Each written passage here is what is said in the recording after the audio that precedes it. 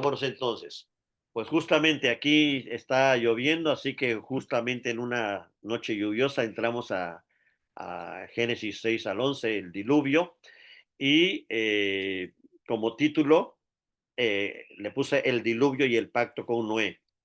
Siempre recordar, yo les invito a que siempre cuando leamos la Biblia veamos estos dos elementos que siempre están presentes: el juicio de Dios o la sentencia de Dios porque Él es justo, pero también su misericordia porque Él también es amor y es misericordioso.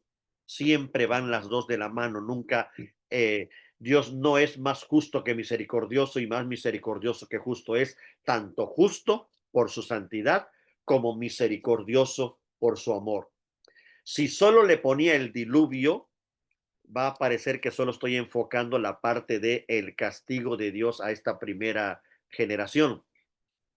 Si solo le ponía el pacto, iba a parecer que Dios hace caso omiso del pecado y solamente quiere ser misericordioso. Pero por eso incluí los dos para que recordemos que Dios ya lo estamos viendo desde Adán y Eva, ahorita con Caín y con todo lo que hemos comentado, que Él siempre, su justicia inmediatamente actúa, pero inmediatamente también actúa su misericordia. Entonces, esa es la razón de ese título. Ya nuestro localizador se movió, ya estamos en lo que se conoce como la época de los patriarcas, ¿no? Y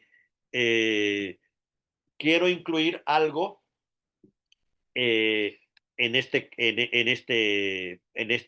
tema, el pacto. El tema del pacto se hace presente de manera literal. Ya estuvo presente en Adán, pero de manera sutil. En Noé, de manera enfática y directa y literal, dice: estableceré mi pacto contigo. Entonces ya aparece el tema del pacto. El tema del pacto va a ser determinante en toda la escritura, desde Génesis hasta Apocalipsis van a encontrar la palabra, e incluso podríamos decir que es, si no el hilo conductor de toda la Biblia, sí podemos decir es uno de los principales hilos conductores de toda la Biblia. Entonces, el otro podría ser el tema del reino de Dios. Sin embargo, están unidos, y aquí les voy a decir cómo está unido el reino de Dios con el pacto. Desde la creación, Dios decidió crear porque su intención, según nos revela más adelante, es un reino. Él desea un reino y diseñó su reino creando todo lo que existe, y diseñó sus mayordomos o sus representantes, Adán y Eva, para que ellos gobernaran este reino en su lugar, ¿no? Es por esto que vamos a encontrar a lo largo de toda la Biblia temas como los enemigos de Dios. Lean estas frases en el sentido del reino y verán, porque en todo reino, imagínense que ustedes son reyes o reinas de un reino. Ustedes quieren lo mejor para sus súbditos. Tienen personas a su cargo que serían como sus funcionarios, pero también tienen personas, reinos enemigos que quieren dañar o conquistar este reino. Al mismo tiempo, consiguen otras personas o otros reinos aliados que se van a unir a su reino para luchar contra sus enemigos comunes. Todo este esquema de reino es interesante porque es aquí donde entendemos cuando se dice los enemigos de Dios, se está hablando en términos del reino. Son estos reinos enemigos que quieren afectar el reino de Dios.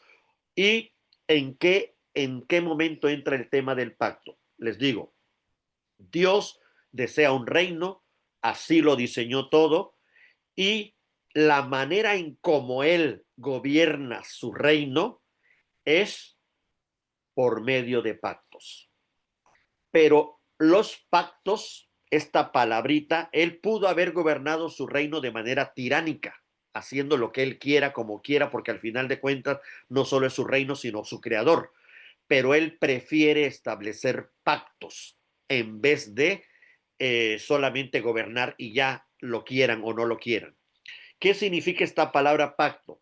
Es un acto de comunión, de unidad, de intimidad entre Dios y quienes pertenecen a su reino.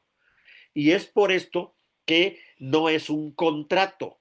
La diferencia entre la palabra pacto y contrato es que la palabra contrato se da entre dos iguales, en donde ambos tienen ciertas responsabilidades, y si uno de los dos falla, el contrato queda automáticamente deshecho. Cuando Dios utiliza la palabra pacto, lo que está diciendo es mi pacto, no dice nuestro pacto, dando a entender que es un pacto que Él tiene. Después iremos entendiendo con quién hizo ese pacto, porque ya existía antes de que se lo ofreciera a Noé.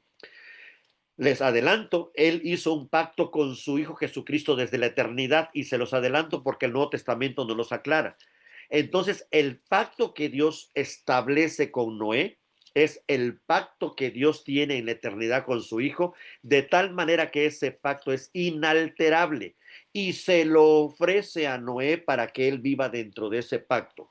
Es decir, aunque decimos el pacto de Dios con Noé, no es lo mismo a decir que son entre dos iguales y ambos se pusieron de acuerdo, y Noé puso sus requisitos y Dios puso sus requisitos, llegaron a un acuerdo y establecieron un pacto. No, es el pacto de Dios que establece con Noé, y Noé solo lo recibe agradecido por pertenecer a ese pacto.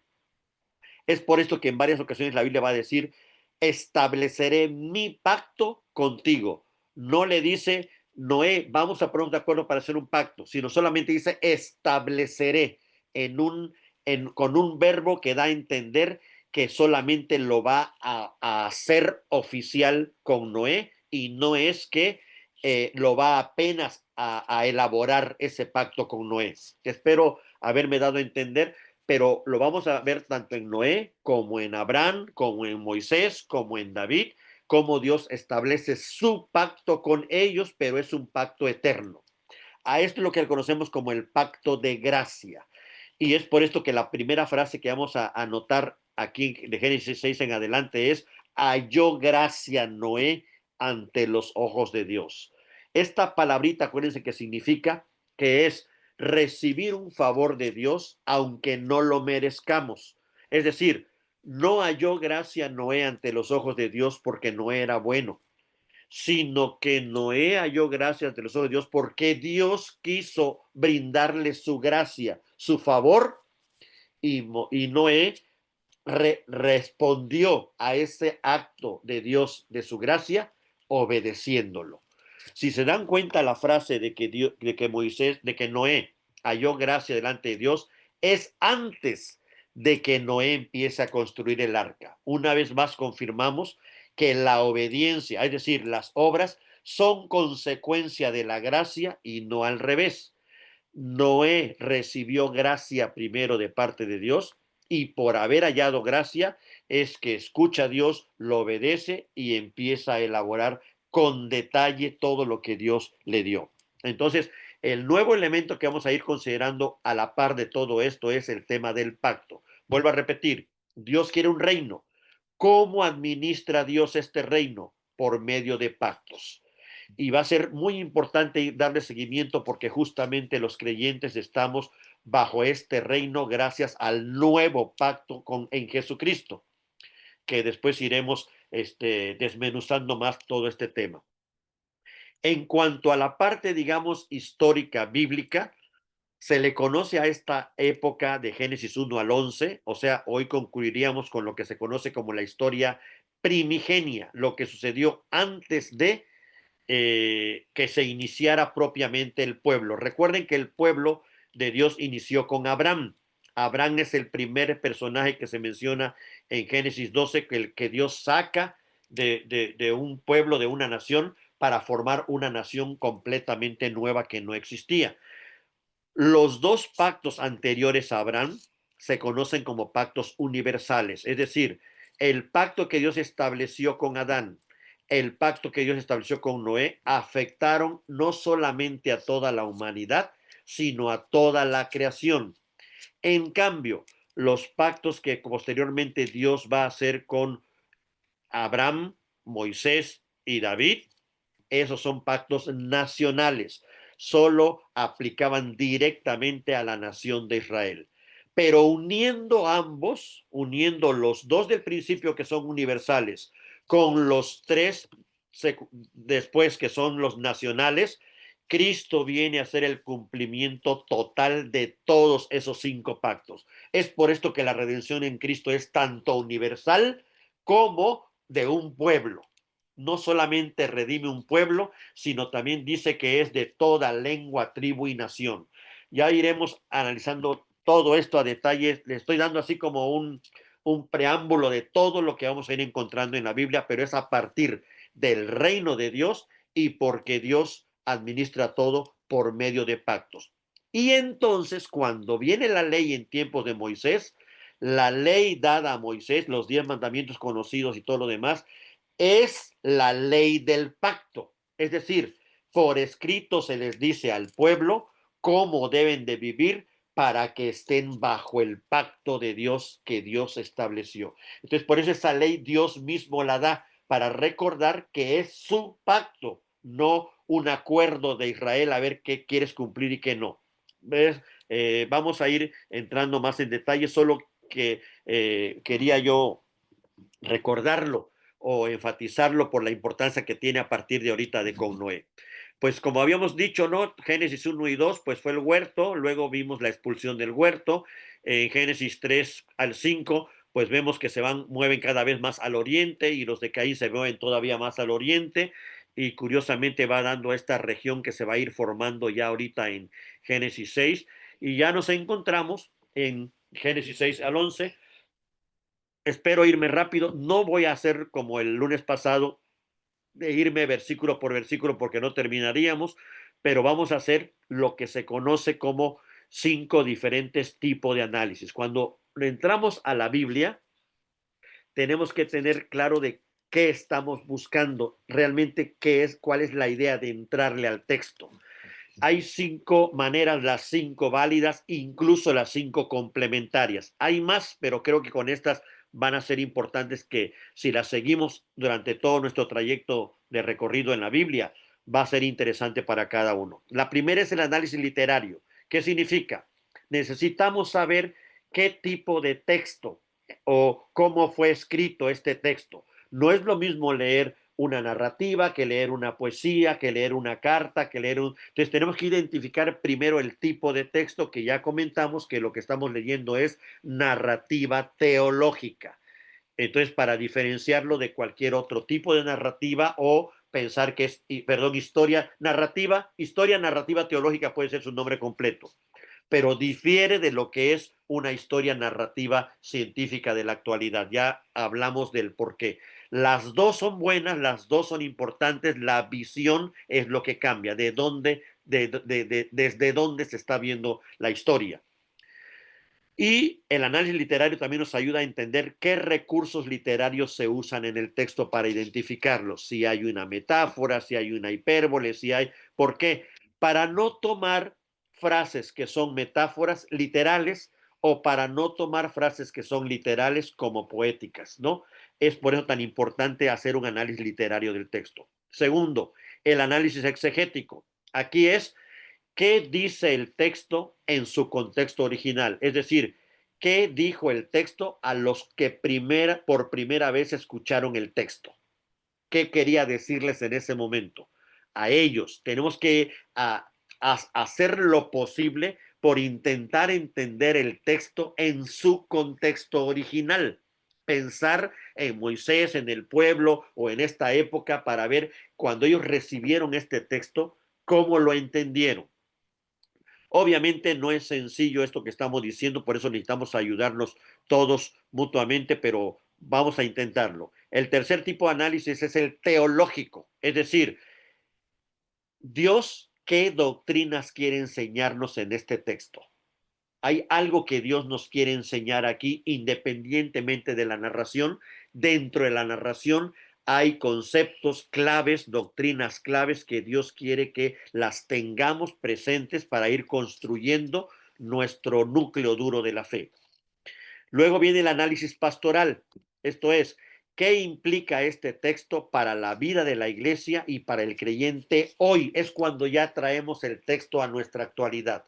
No podemos traerlo de golpe y querer leer el texto e inmediatamente aplicarlo acá. Tenemos que hacer este trabajo de entender primero allá y entonces qué significó para traerlo al aquí y a la ahora. Entonces, es interesante esto porque nos ayuda a no malentender lo que en esa época era por contexto y quererlo traer aquí y repetirlo tal cual cuando ya las circunstancias cambiaron. Pero también nos ayuda a entender qué es lo que se dio en esa época y es inalterable y debe seguirse respetando en la actualidad. Y el último análisis es el devocional. ¿Qué me dice Dios a mí hoy en este texto? Ya no solamente es el aquí y a la hora general, es a mí, aquí y ahora, ¿qué me dice Dios en este texto? Son los 5 tipos de análisis que se hacen. Vamos a tratar de hacerlos todos. Repito, va a ser de manera general desde 6 al 11, no versículo por versículo. Primero entramos al análisis literario. Es una narrativa. Ya vimos que se conoce como es una narración, no es ni poesía, no es ni discurso, nos están narrando una historia, así que tiene que tener una introducción, un nudo, un desenlace, lo básico de una historia, ¿sí? Y tenemos que dividir, digamos, el texto en estas piezas literarias, en estas piezas de la narración, y la encontramos así. Génesis 6 del 1 al 8 nos va a hablar de que la corrupción de la humanidad se generalizó, es decir, todos los seres humanos estaban contaminados y además se iban degenerando más. Por ahí va a empezar Génesis 6 a dar esta descripción. Luego de 6:9 a 9:29 nos va a narrar la historia del diluvio, que es justamente el juicio, el primer juicio de Dios sobre toda la humanidad a causa de la magnitud de su pecado, pero al mismo tiempo el diluvio habla juicio y redención, un medio para salvarse de ese juicio. Ya creo que van ustedes pensando que todo apunta obviamente a Jesucristo. Cabe aclarar que solamente en la historia de la humanidad van a haber 2 juicios. El diluvio fue el primero y el juicio final, por eso se llama final, porque ya es el último, no va a haber otro, pero no ha habido otro al estilo del diluvio. Sí es cierto que la Biblia nos narra juicios esporádicos a ciudades, a personas, pero nunca como fue en el diluvio, que fue a toda la creación. Y Dios mismo lo va a decir aquí en esta narración para advertirnos que lo que sucedió fue único y no lo va a volver a hacer, pero que después el Nuevo Testamento nos aclara que volverá a suceder ya no con agua, sino con fuego cuando Cristo venga, y ese es el juicio final.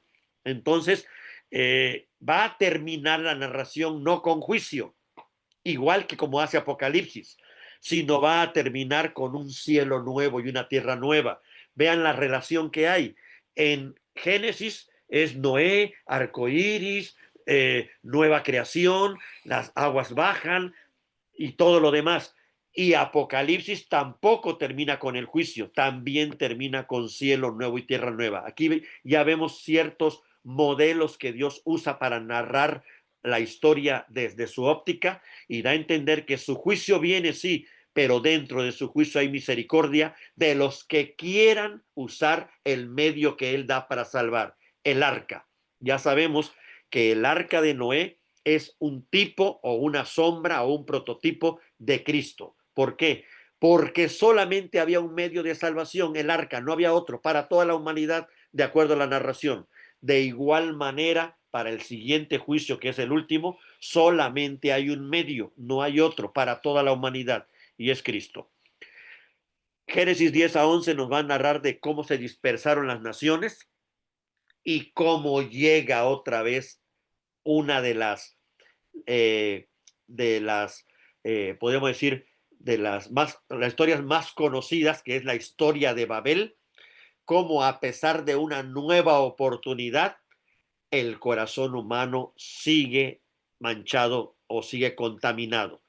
Y a pesar de este primer juicio, no cambió nada el corazón humano. Cambió, digamos, la tierra, pero no cambió las personas. Esos 8 que se salvaron en el arca no, no fueron limpiados por dentro. Es decir, lo que nos da a entender aquí la Torre de Babel al final del discurso es que la limpieza externa de la creación no necesariamente implica limpieza interna del ser humano. Y ahí está la prueba, la Torre de Babel. Entonces vean que sí está conectado la Torre de Babel como consecuencia de la maldad después de la nueva oportunidad que Dios da cuando acabó el juicio del diluvio, como este elemento interno del ser humano que hace que todo lo demás siga contaminado del pecado, porque aunque por fuera todo se limpie,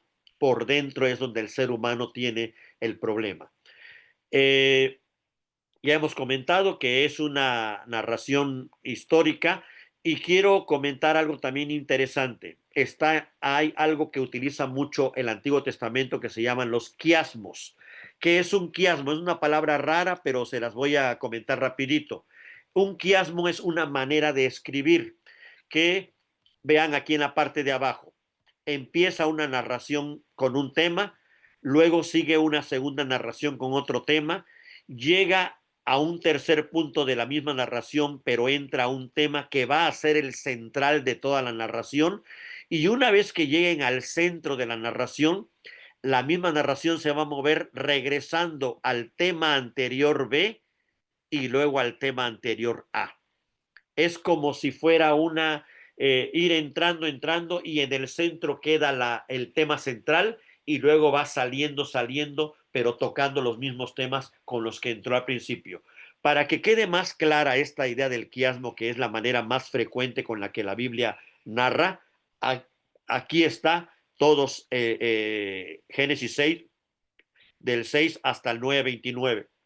Es un gran quiasmo. Vean, en 6:9 nos introduce con la vida de Noé, un hombre justo con sus hijos. ¿Y cómo termina toda la narración?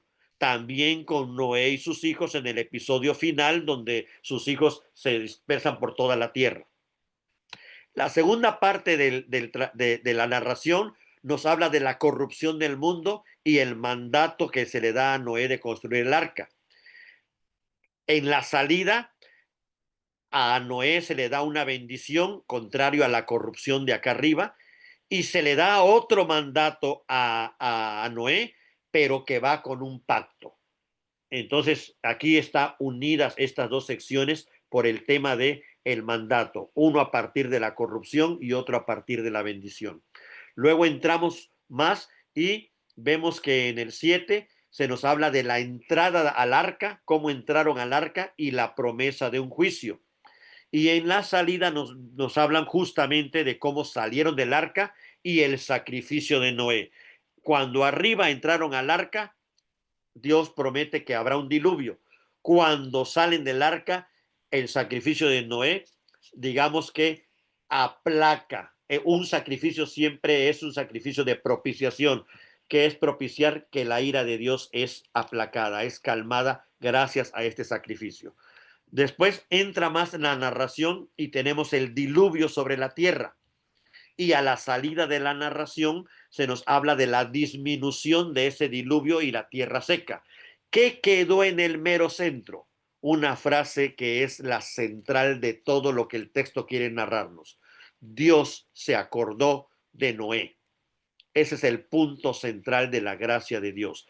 Este gran quiasmo con el que se narra todo este pedazo de texto da a entender que nosotros tenemos que ir viendo estas partes paralelas porque nos van a guiar hacia el centro de lo que Dios quiere, de lo que Dios quiere que veamos, que entendamos, que sintamos, que creamos. Es decir, a pesar de todo, ahí está su gracia acordándose de nosotros. Entonces, vean lo interesante que es aprender a ver estos quiasmos. No, no es fácil, pero como vamos a ver varios casos, van a ver lo interesante que es ir como en escalerita entrando al centro y ver que ahí está el tema central de toda esa narración. Vamos a hacer el análisis exegético de lo mismo que acabamos de ver de forma literaria. Lo primero que se nos dice es: el aumento del pecado lleva al juicio. Pero, aunque ya se dictaminó el juicio, Noé halló gracia ante los ojos de Dios. Vean que ya hay un dictamen, pero también hay una promesa donde Dios va a actuar a pesar del veredicto que ya dio. Luego viene el tema de los hijos de Dios, que yo supongo que va a ser una pregunta que también creo que va a ser, al final la hacemos. ¿Quiénes son estos hijos de Dios a los que se refiere la Biblia? Hay varias interpretaciones. Hay unos dicen que son ángeles, otros dicen que son descendientes de Seth, otros dicen que eran hombres poderosos pero malos, tiranos. La tradición protestante favorece la idea de que son los hijos de Seth que se mezclaron con la línea impía de Caín. Aquí vamos a dejarlo en esa interpretación, pero si quieren en la próxima, pues ahondamos más en este tema de a quiénes se refiere con los hijos de Dios. Aquí es donde Dios utiliza la frase: mi espíritu no contenderá para siempre. Es decir, Dios declara un juicio inminente. Él puede ser misericordioso, Él puede ser muy misericordioso, pero hay un momento en que su misericordia tiene un hasta aquí y derrama su ira. Es decir, su justicia y su santidad solo postergan la ira y extienden su misericordia, pero no eliminan la ira. Pero aún después de que Él derrame su ira, su misericordia será manifestada y más notoria con aquellos que sean salvos a pesar de que no lo merecían. Este es el esquema prácticamente de toda la Biblia. Él sentencia el pecado, posterga la sentencia para dar lugar al arrepentimiento, no elimina su ira, la va a aplicar, pero no sin antes dar mucha oportunidad de misericordia. Y cuando su ira sea derramada justamente, la sorpresa va a ser que varios fueron salvados, o muchos, por pura misericordia y no porque se lo merecieran.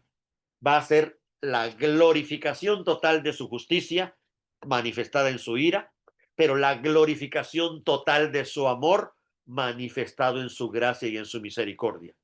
Eso es lo que está dando a entender con esta frase de mi espíritu no contenderá para siempre. Dios declara el juicio inminente, pero limita ahora su gracia a 120 años.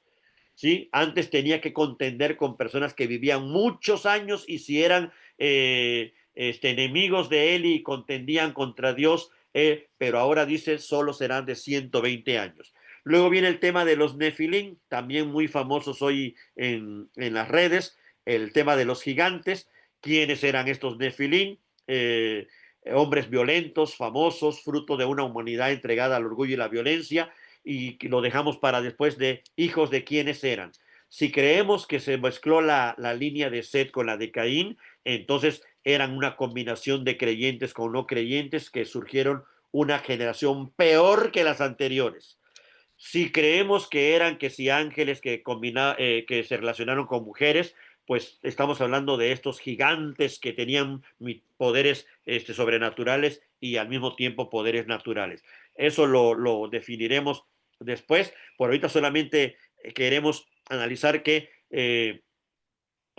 prácticamente el texto a lo que nos está llevando es la degeneración más y más de la humanidad en términos totales, porque la frase de Dios es que todo el corazón de los seres humanos es de continuo el mal. Ese fue el veredicto que Dios dio antes del diluvio. No había nadie sobre la tierra que no estuviera haciendo lo malo a un nivel donde ya su misericordia no llegaba y tenía que aplicar su justicia.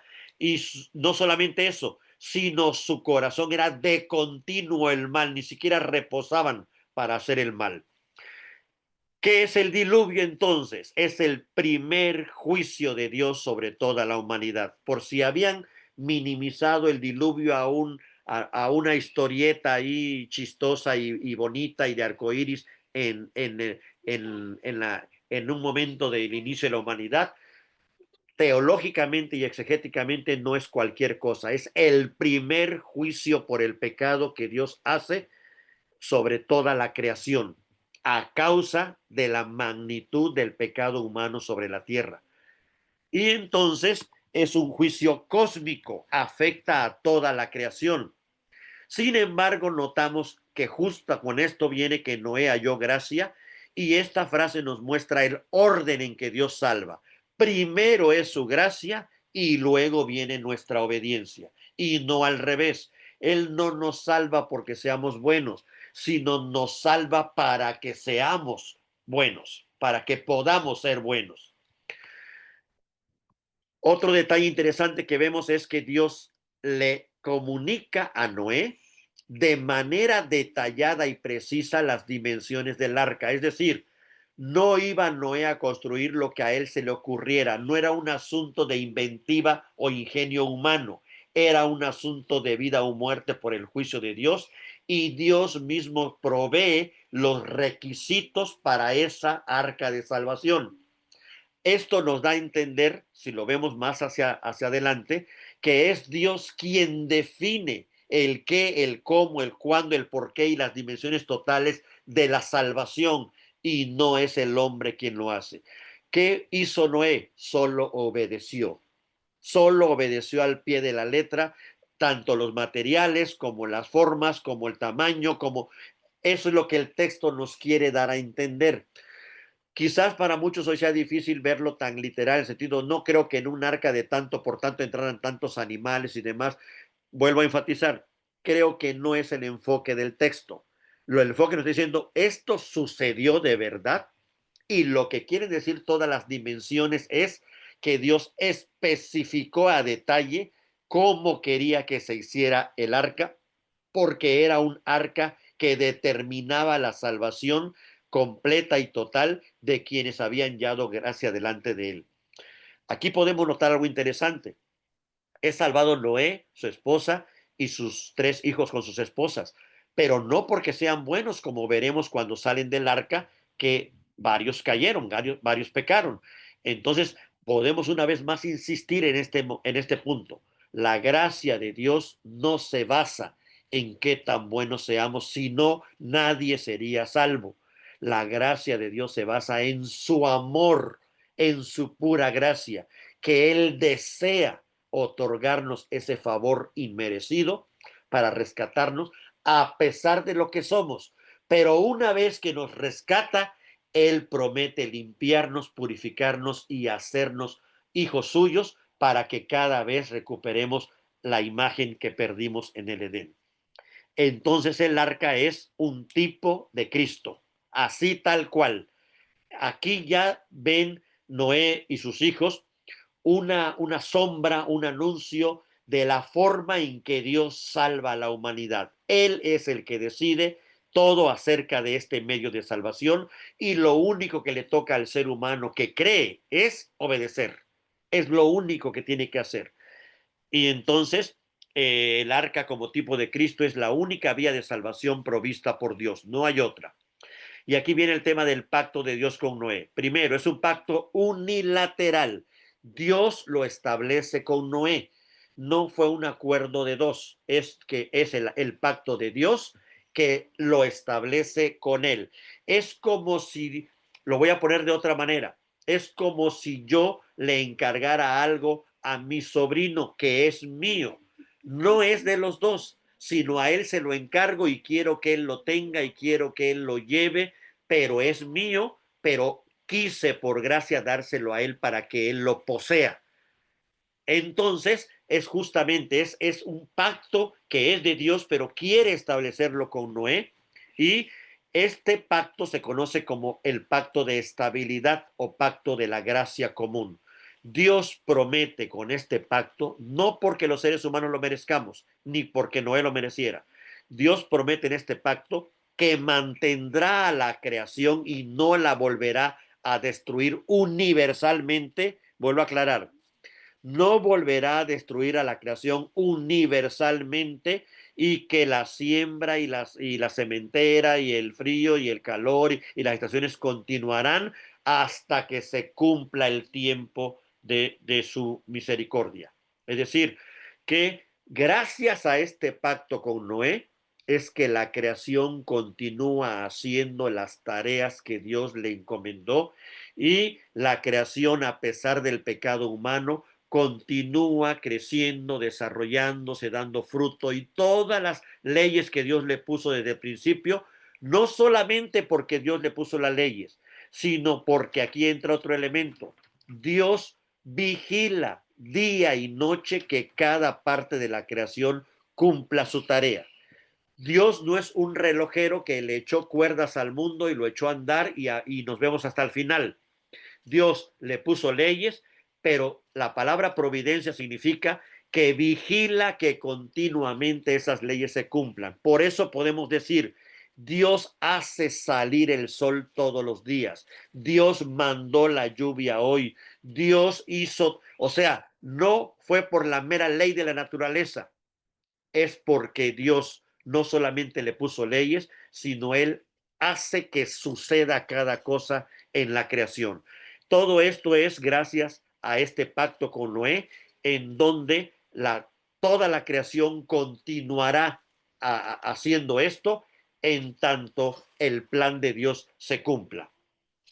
La señal es el arco iris. Y cada que veamos el arco iris hay que recordar que Dios prometió un día a Noé que esto sucedería. Cierto es que a veces nos preocupa que un ciclón destruyó una ciudad, que un huracán pasó por acá, que un terremoto destruyó otra ciudad. Y esas son, ya lo vimos cuando vimos Apocalipsis, son señales de que algo más grande se acerca, pero no es el fin. Pero nunca Dios prometió que jamás volverá a ocurrir lo que pasó con el diluvio cuando toda la tierra quedó bajo su juicio, porque eso solo sucederá hasta que suceda el juicio final. Entonces, este pacto es universal, se llama el pacto noético, es universal y perpetuo en toda la tierra. Perpetuo, cuando lean la palabra perpetuo en la Biblia, no la confundan con eterno. Perpetuo quiere decir que es continuo hasta que Dios le ponga límite. En cambio, eterno quiere decir que pasa el tiempo y llega hasta la eternidad con Dios. Entonces, cuando se utiliza la palabra perpetuo en la Biblia, se refiere a algo que debe de ser continuo hasta que Dios diga ya no. No debe de variar, no debe de cambiarse hasta que Dios ponga el límite. Entonces, este pacto es universal y perpetuo en ese sentido. Aquí ya sabemos lo de las tres descendencias. El arca se depositó aquí en el Ararat, que está aquí cerca del mar Caspio, aquí al norte de toda esta región que habíamos considerado que era donde estaba la primera civilización. Y luego los hijos de Sem, Cam y Jafet se distribuyeron. Chequen ustedes, los hijos de Jafet fueron todos los del norte, Europa y Asia, son hijos de Jafet. Hijos de Sem están en esta región, no solamente son los judíos, sino también los árabes son hijos de Sem. Y los hijos de Cam son todos los que están aquí en amarillo, toda la parte de África, pero también el sur de acá de Asia. Entonces, ¿qué significa esta distribución que Dios pone? Hay que tener cuidado de no caer en estos extremos a los que han llegado otros grupos. Este es otro mapa parecido sobre el mismo tema, en donde está el Ararat, aquí donde está este símbolo, este círculo, y aquí en colores, de otros colores, están las tres descendencias. Si contáramos todos los hijos de Sem, de Han y Jafet, son 70. 70 va a significar el número de todas las naciones. Es a partir de aquí que vamos a encontrar el 70 en varias ocasiones en la Biblia y creo yo que es irrelevante, ahorita les explico por qué, es irrelevante ver quiénes eran de Cam, quiénes eran de Sem, quiénes eran de Jafet, porque cuando llega a Abraham, la promesa que se le hace a Abraham es: en ti serán benditas todas las naciones, las 70, por decir un número. Cuando se dice 70 quiere decir todas las naciones de la tierra. Es decir, si bien es cierto que cuando se desarrollan estas naciones, los hijos de Cam se van hacia un lado, por ejemplo, Egipto es descendiente de Cam, y todo lo que es Grecia, Roma y Europa son descendientes de Jafet. y los descendientes de Sem, árabes y judíos y demás, o sea, árabes y judíos vienen de la misma línea de Sem, son semitas.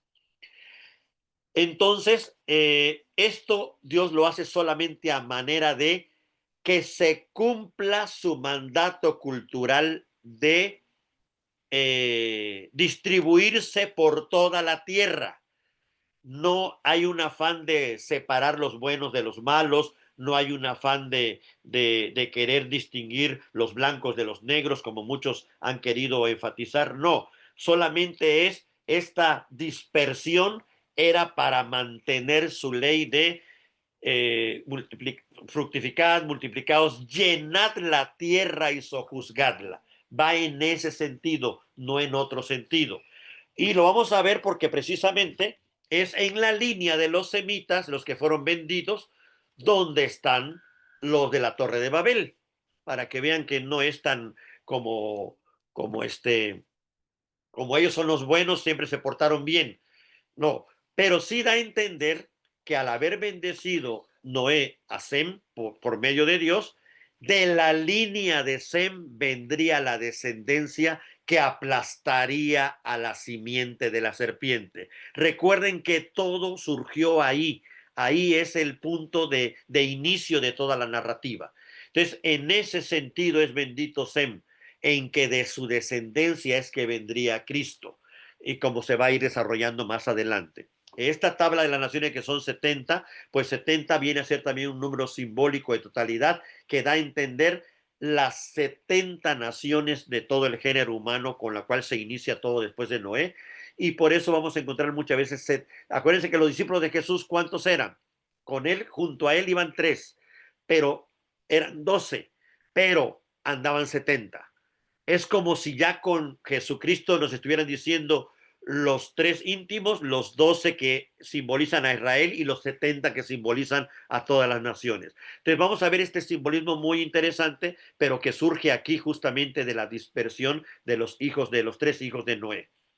Y en cuanto a la Torre de Babel, justamente lo que va a evidenciar la Torre de Babel es que hay un grupo dirigido por un hombre que se siente el rey de esa región, que quiere ir contra la ley de Dios de llenar toda la tierra y prefiere dar otra instrucción y decir, no, quedémonos aquí y hagámonos un nombre. Entonces, tenemos que leer esta narración también en contraste con todo lo que Dios ya indicó para que vean que es una clara desobediencia. No es malo quedarse juntos y hacer una ciudad. Era malo en ese momento cuando la instrucción era llenad la tierra y sojuzgadla. Entonces, en ese momento era una desobediencia, una actitud rebelde y provocativa contra la instrucción divina. Y es por esto que esta unidad sin Dios, donde ellos buscan hacerse un nombre, es considerado por Dios como un acto de rebeldía. ¿Qué hace Dios? Los dispersa, les confunde las lenguas y los dispersa casi, casi como si el texto nos dijera, no querían por la buena llenar la tierra y sojuzgarla, pues con esta confusión de lenguas ahora lo van a hacer a fuerzas, ni modos, porque solamente pueden entenderse entre dos que tengan la misma lengua. Entonces, esta es la manera en que Dios actúa justamente para que esta regla que él puso sea cumplida a pesar de la rebeldía y del pecado humano. ¿Qué nos muestra el texto? Que es que no hay manera de oponerse al plan de Dios, aún con toda la rebeldía y pecado humano. Es Dios el soberano, Él es el que está construyendo su reino. Y de manera irónica, el texto dice que Dios descendió para ver la torre. Pues no que era muy grande la torre, no que querían que llegara hasta el cielo. ¿Qué hace el texto? De manera irónica dice que Dios tuvo que descender para insinuar que estaba tan chiquitita que por supuesto no llegaba al cielo. Es una frase irónica que se utiliza el que descendió Dios para dar a entender que lo más grande del hombre es lo mínimo, pequeño, ínfimo delante de Dios. Entonces, es interesante esta narración con la que está terminando, digamos, Génesis 11. Aquí vemos un poquito el movimiento. Aquí estaba el Edén, aquí está, fueron alejados al oriente, es justo la misma región, Luego el arca los llevó hasta el norte, acá al Ararat, y luego se dispersaron y encontramos que la narración vuelve a terminar aquí con la construcción de Babel, en la misma región.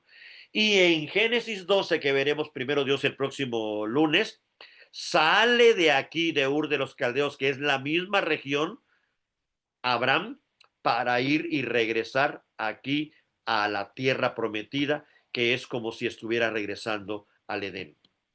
Entonces, ¿alguien me puede decir la hora? No tiene mi reloj, hijo. 8:55. Perfecto. 8:55. Ok. Termino diciendo entonces, el análisis teológico. ¿Qué doctrinas nos dan aquí de Génesis 6 a 11? La primera, la doctrina del pecado, es decir, todos se corrompieron. Todo designio del ser humano era de continuo solamente el mal.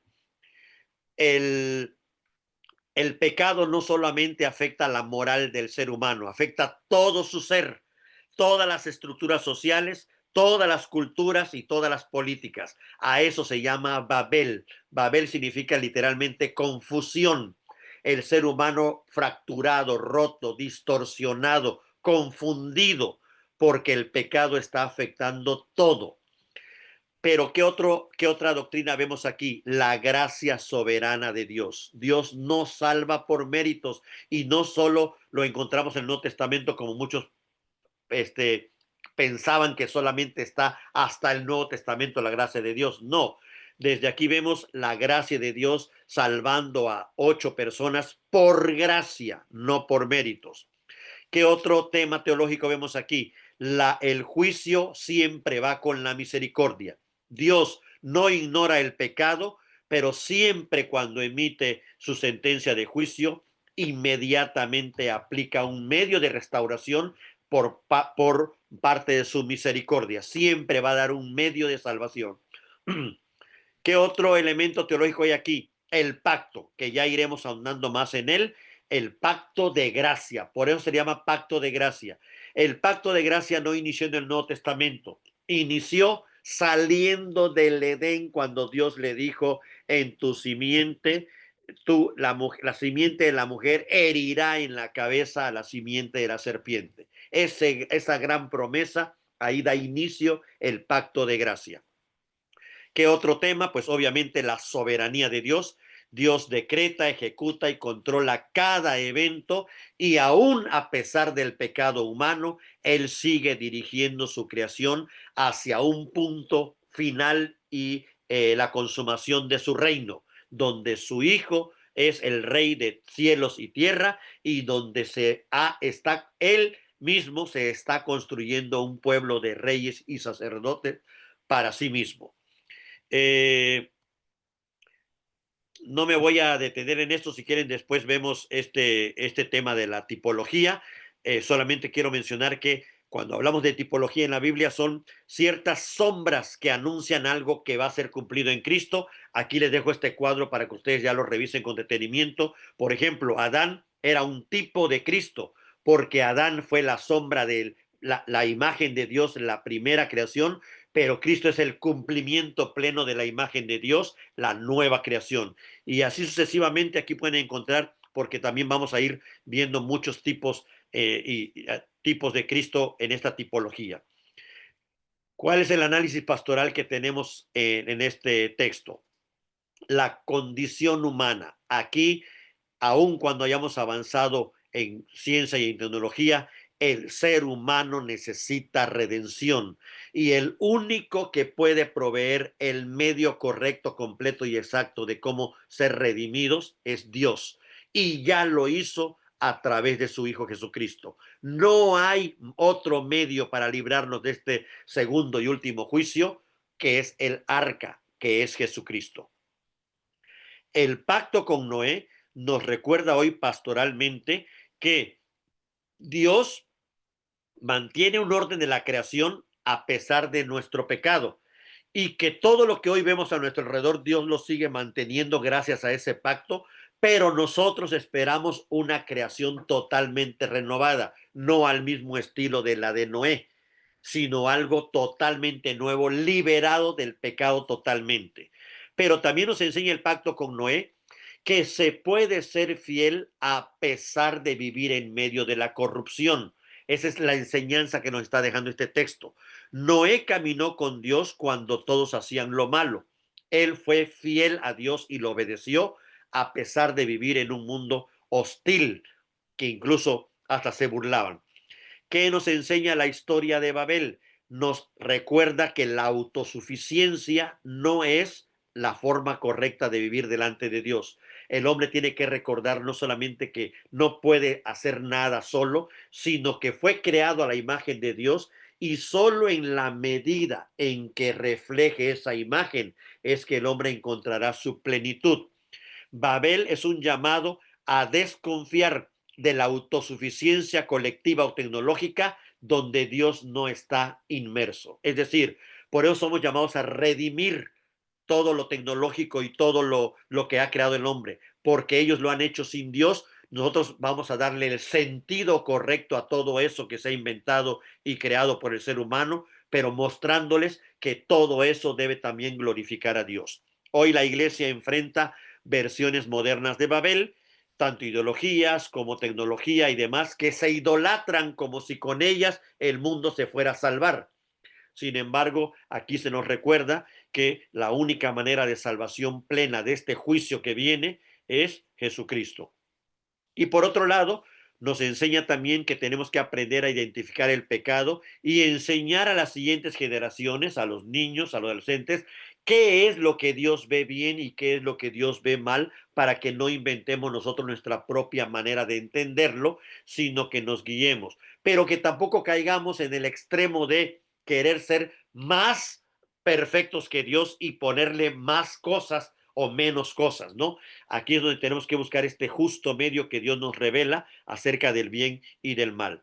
Y ya en el tema devocional, termino rapidísimo, tengo que recordar yo personalmente que no es que yo me merezca el que Dios me quiera salvar, sino porque Él ha decidido amarme de pura gracia. Él me ama porque me ama, no porque yo merezca ser amado porque soy bueno. Entonces, aun cuando mi entorno esté corrupto, yo puedo caminar con Dios como lo hizo Noé. Imperfectamente, sí, pero confiado no en mis obras, sino en su amor, en su gracia, en su promesa. Cada que yo vea el arco iris, debo recordar que Dios no solamente es fiel, sino es paciente. Tiene paciencia y ha alargado su misericordia.